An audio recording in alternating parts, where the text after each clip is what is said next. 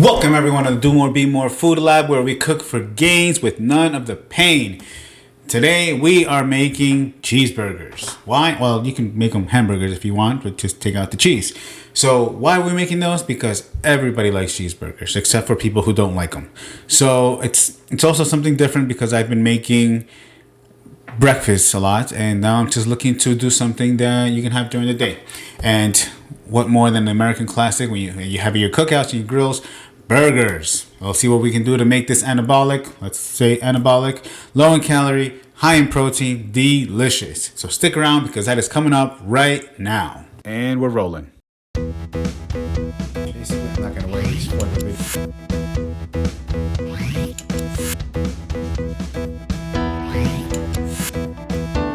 Welcome everyone to Do More Be More.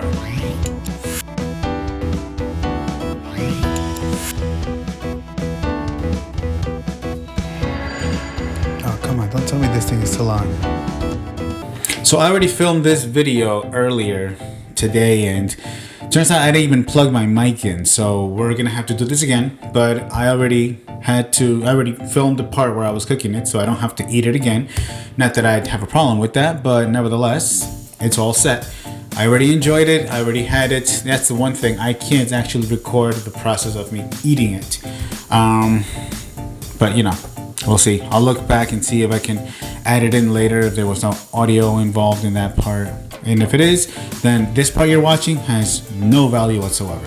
Now, as far as the ingredients go, I am using the Nature's Oven hamburger buns, and it says in big letters keto friendly. Now clearly it isn't keto bread. There's no such thing as a keto bread, but yeah, the words keto friendly means that if you are doing keto, you can't have this bread.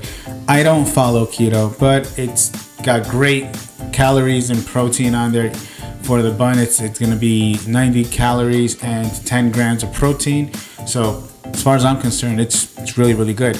And it's got more, if you compare it to the toast, it's got more of a bread feeling. It's more nice and hamburger bunny, and I actually like it a lot. It doesn't really taste different from any other regular bread, so that's a good choice to start with. I can get it at Costco. I think I saw it online. It's a little bit overpriced on Amazon, but if you can find it, by all means get it, and if not, get something that is somewhere near those numbers. It might be hard, but you know, give it a shot. And then of course, as the actual hamburger patty, I am using, it's 93% lean, 7% fat. So I believe that there are some that are even leaner. I haven't found any. In the store where I bought them at Hy-Vee, they didn't have them. I believe I've seen them, but I don't know if they exist. You guys can comment in the comment section if you have seen anything that's leaner than 93%. But I like it. I mean, even if I did see more, I would probably go with this anyway because it's a little bit of fat is not going to kill me. You know, it's got 170 calories per patty, so you're looking at 340 grams calories for the two patties. But you have a lot of protein there, and it's delicious. You get to have burgers, so you're adding the bun, and then the rest is just salad, basically. You know, so it's a great option to have. And then of course for the fixins, we have lettuce, tomato. I'm adding pickles, which by the way is 0 calories. That's an amazing choice. If you want to have pickles just for the heck of it, now you can eat it whenever you want for as long as you want, and no repercussions. So that's a great snack if you like pickles like that. If you don't think a pickle is considered a snack, then you didn't hear this.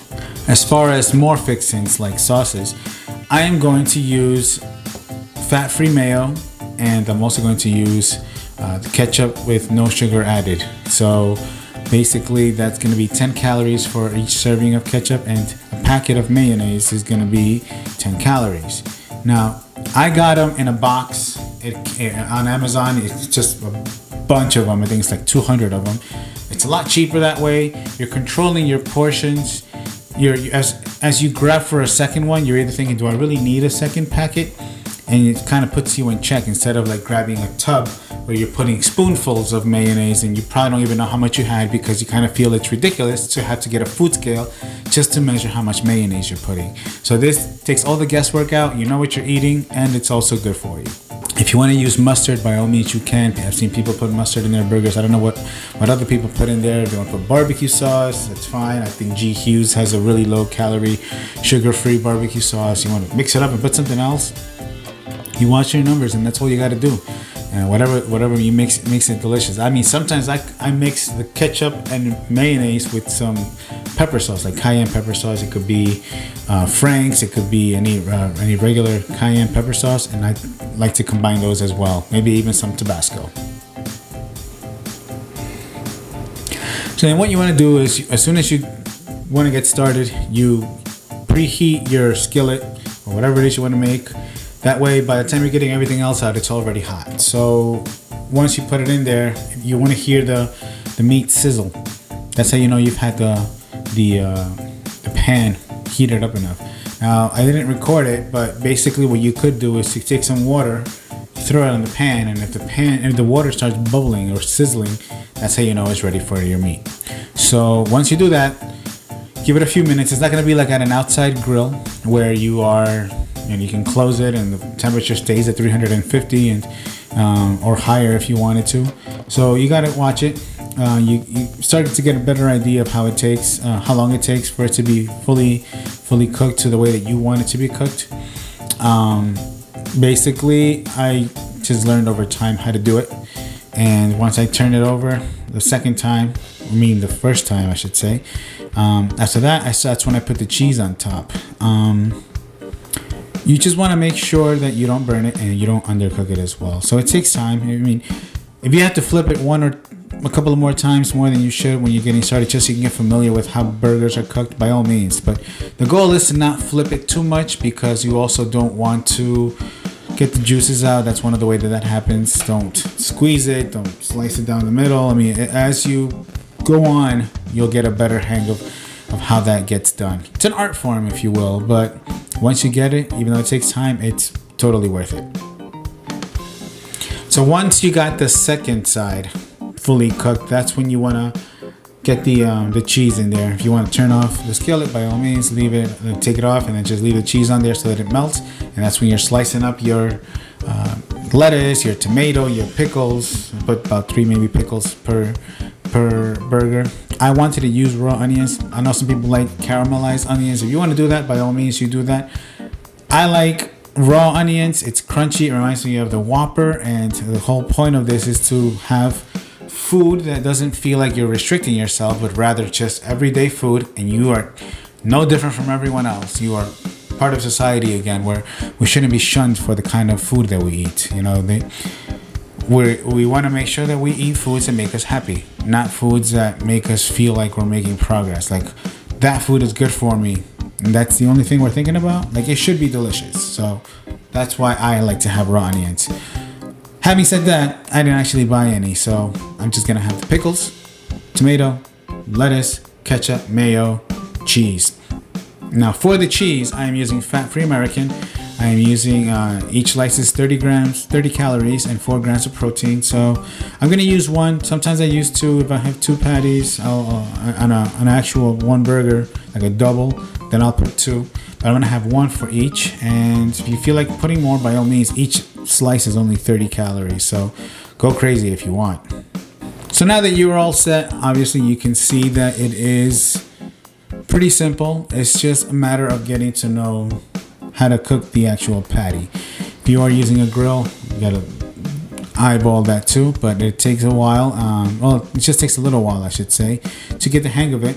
And then once you're at it, you can do it for multiple people. You know, it's something that you can do for your cookouts with your family, and you don't just have to cook yours. And now all of a sudden you're making things that are delicious, that are actually pretty good for you, and you don't have to feel like you're isolating yourself from your family because you want to eat healthy or good for your lifting weights and trying to get more protein in your system. I don't necessarily want to say that a burger is a healthy food, but it has things that are good for you, and the things that it has, it also doesn't have bad things there for you. So every ingredient in there is actually not a bad food. Maybe the meat, some people think that you don't need to eat meat to live a healthy lifestyle. And yeah, you don't. There's a lot of things you don't need to eat to live a healthy lifestyle, but you can. You know, that's the whole point. You can have it, so why not?